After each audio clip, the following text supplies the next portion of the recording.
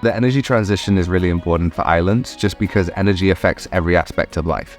So aspects such as tourism, industry, agriculture, all of those, is very hard to be competitive with the high generation costs that impact many islands. So I think part of this conversation is really about not just energy, but how does energy impact the whole economy.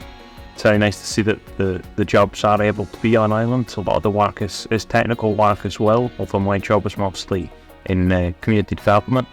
I think the shift to renewables and the shift to green energy is an opportunity for islands to attract young people and young professionals back to islands and boost employment in these sectors. I work on the Scottish Government's Carbon Neutral Islands project, and I work on YEL.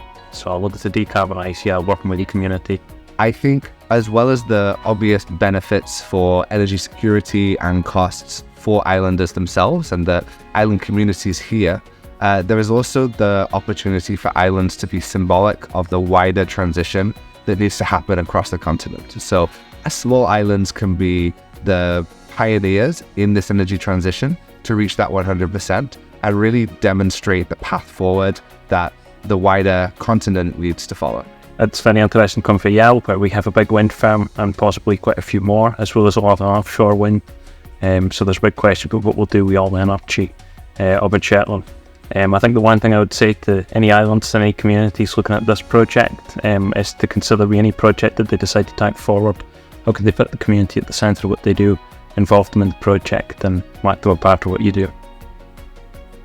So I think that it's important that we look at island transitions that benefit the islanders themselves firstly. This is why I like the term lighthouses. Islanders can really see the benefit for themselves in being in this transition and how that impacts their economy.